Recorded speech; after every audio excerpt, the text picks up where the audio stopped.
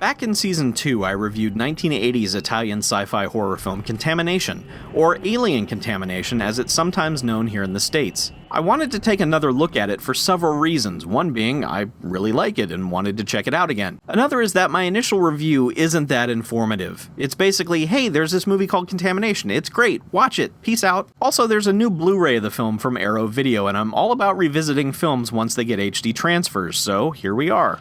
At the start of Contamination, there's an out-of-control cargo ship headed for New York.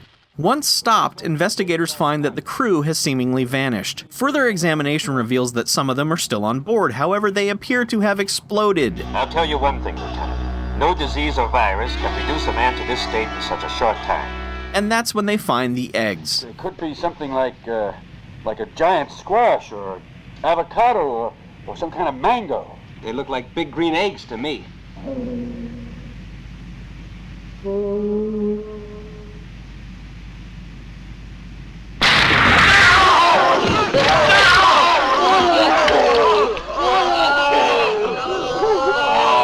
From that revelation, there's a lot of procedural investigation that leads to questionable details about a manned mission to Mars, and then a trip to South America to locate the source of the deadly eggs. On a surface level, one might call Contamination a ripoff of Alien. It has eggs, people's chests explode, and so on. That's the extent of the similarities, though. Contamination's core idea, that these eggs explode and then you do, is terrifying, and Contamination has a lot in common with some of the sillier James Bond movies, too, especially the whole villain-henchman angle this movie presents in its third act, all the secret organizations with their weird uniforms and underground layers, and the jet setting around to various locales. Two things I did properly point out in my original review are the cool creepy sounds made when the eggs are nearby, although then I noted that it was the sound being made by the eggs themselves, and I'm no longer sure that's the case since no one in the movie ever seems to acknowledge it. If it's just part of the soundtrack, that's fine, which brings me to another thing I was right about, and that's the film's music as performed by Goblin. It adds so much to scenes that could have been rather mundane otherwise. Blinding,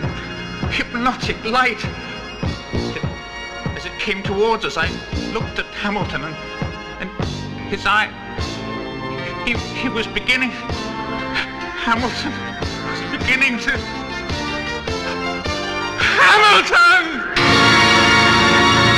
The first act is great stuff, like a really solid standalone episode of The X-Files or something. Unfortunately, the second act drags, and then the third takes a while to get going. Once faced with the truth of these egg things, there's not much sense of urgency to put a stop to it. But while it's slow going for a while, the highs are still so damn high. It's time for you to come.